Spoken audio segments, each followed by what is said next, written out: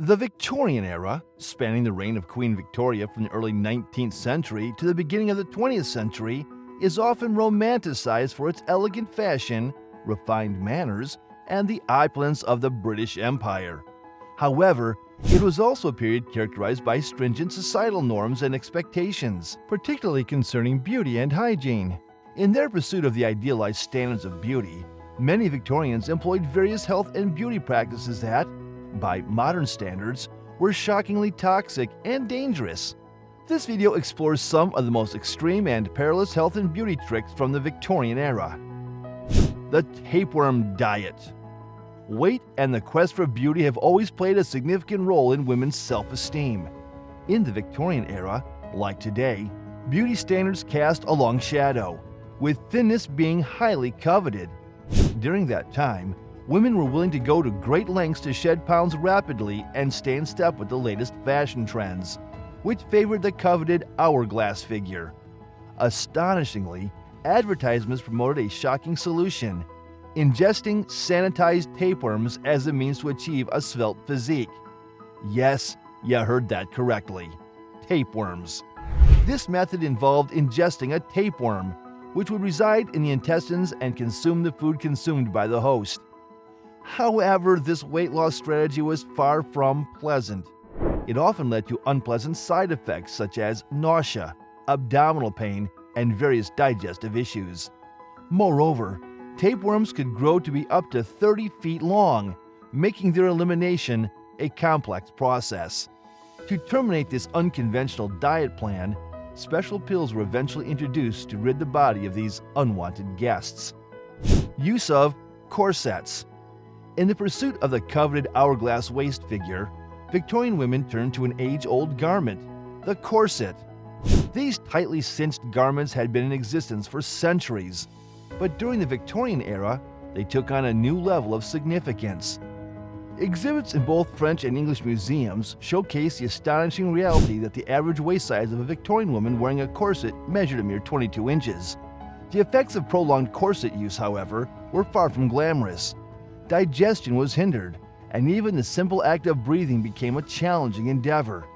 The women's restroom visits, in particular, were fraught with difficulty. As one might expect, many of these corsets were laced with extreme tightness, sometimes to the point of causing injury.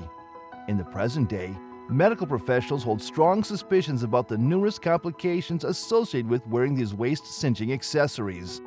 The risks range from pneumonia and constipation to high blood pressure, acid reflux, and fainting episodes. In cases of severe misuse, individuals might even lose consciousness due to the constriction of their breathing. Ammonia, Mercury, and Opium skincare. In the Victorian era, an unconventional yet widely adopted skincare regimen involved the concoction of a highly toxic blend comprising ammonia, mercury, and opium. Despite its perilous nature, this mixture found its place in beauty routines. The procedure entailed applying opium as a face mask overnight, followed by a morning ritual of rinsing it with ammonia. In cases where eyebrows thinned or lashes caused concern, a swift remedy involved an overnight application of mercury.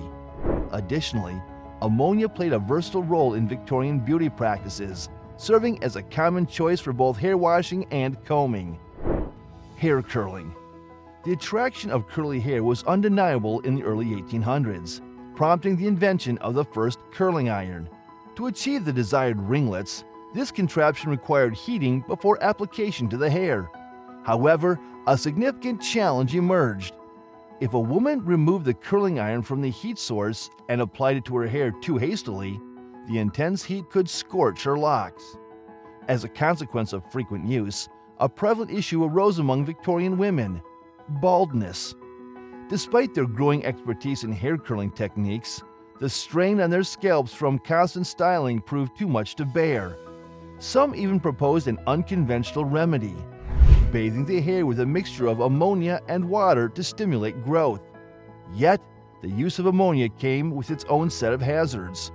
Exposure to this substance could lead to breathing difficulties, skin burns, and even blindness, underscoring the risks Victorian women were willing to take in pursuit of fashionable curls. unconventional practices, and Belladonna drops.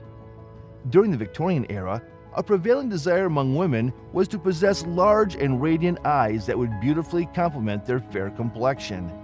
To achieve this sought-after look, women turned to unconventional eye care practices. Eye drops formulated with peculiar ingredients like lemon juice or even orange juice were employed to maintain the clarity and brightness of their eyes. However, this approach was not without its drawbacks. Anyone who has ever accidentally introduced lemon juice into their eyes while enjoying a refreshing beverage can attest that it is far from a pleasant experience. Such mishaps typically led to discomfort, redness, and irritation. Medical experts warned that frequent exposure to these acidic substances could potentially result in abrasions and even blindness. In addition to desiring pristine eyes, women of the Victorian era also coveted the appearance of large and dilated pupils. To achieve this effect, they turned to eye drops containing Belladonna, a highly toxic plant. While Belladonna had legitimate uses in the preparation of certain natural medicines, particularly for alleviating symptoms like gastric cramps caused by ulcers, its application was a matter best left to professionals due to its inherent poisonous properties. Fortunately, when used sparingly as a small drop, Belladonna was rarely lethal, though the dangers of ingesting it were significant. An interesting historical note is that even Queen Victoria, in her later years, experimented with Belladonna-infused eye drops as an alternative to cataract surgery. Although these drops did not cure her cataracts, they did serve the purpose of dilating her pupils and aiding her vision. Eye cosmetics. Victorian women employed a peculiar blend of mercury sulfate and crushed ground beetles, among other ingredients, to accentuate their eyes and emphasize their contours. However, the practice of using eyeshadows faced reluctance within Victorian society, as it was believed to project an image associated with certain professions. Notably, cosmetics of the era featured elements such as antimony, cinnabar, and mercury. Prolonged and consistent use of these cosmetics had dire consequences for many women, resulting in vision loss and various skin afflictions. Moreover, mercury's harmful effects extended to induce mental instability, with potential consequences even including insanity. Tuberculosis Aesthetics. In the 19th century, tuberculosis spread relentlessly, claiming the lives of millions. Yet paradoxically, the symptoms of this devastating disease held a peculiar fascination, particularly for women. The act of coughing up blood, a symptom of tuberculosis, led people to believe that it could purify their bodies, rendering their skin pale and immaculate. In their relentless pursuit of this near-death aesthetic, Victorian women adhered to unconventional practices. They limited their dietary intake to the bare minimum and incorporated ammonium carbonate and powdered charcoal into their beauty routines. These women also followed a regimen of medications every 3 months, all in a misguided quest for blood purification, even as their health deteriorated. Bizarrely, leeches entered the equation as well, with the belief that these blood-sucking creatures could cleanse their vital fluid of impurities, bestowing upon them a snow-white complexion. Tuberculosis-Induced Beauty. Victorian women were inexplicably drawn to the allure of tuberculosis-induced beauty. Those suffering from tuberculosis exhibited distinct characteristics such as delicate, pale complexion, rosy lips, and a slender waist. These attributes became the epitome of beauty, inspiring many women to aspire to emulate this striking appearance. Such was their fascination that some even deliberately sought to contract tuberculosis. During the mid-1800s, tuberculosis was rampant, and those afflicted with the disease possessed more than just a frail appearance. Their skin appeared translucent, their hair silky, and their eyes sparkled with a unique radiance. Astonishingly, women from the middle and upper classes actively embraced this aesthetic, emulating the consumptive look by accentuating their lips with red hues and enhancing their cheeks with vibrant colors. The paradoxical fascination with tuberculosis created a peculiar sense of fashion, with women believing that aligning themselves with this disease somehow elevated their beauty. The use of arsenic. Throughout the centuries, women coveted fair and pale skin, driven by a variety of motivations. One of these aspirations was to exude an aura of serenity and beauty while signifying their elevated social status. Pale skin symbolized a privileged class exempt from toiling outdoors and braving sunburn. In their quest for a paler complexion, Victorian women resorted to a range of practices and products, setting them apart from their modern counterparts. Instead of today's makeup, they relied on arsenic and bathing rituals to achieve a fair and white appearance. However, this method came at a high cost, as inhaling arsenic vapor during baths gradually took a fatal toll on their respiratory systems, culminating in lung cancer. Arsenic found its way into various beauty products, including shampoos and face wash creams, as a means to enhance their efficacy. Beyond beauty, arsenic was used to address skin imperfections like blemishes and pimples. Yet prolonged exposure to arsenic proved devastating to the human body. It left Victorian women with open sores on their skin, accompanied by painful headaches, bouts of vomiting, swollen thyroid glands, and even death. The peril extended beyond cosmetics, as arsenic was widely employed in the dyeing of dresses, putting the lives of those involved in the design, fabric handling, and sewing processes at risk. Unusual acne solution. Those dealing with acne could purchase sponges infused with arsenic as a remedy.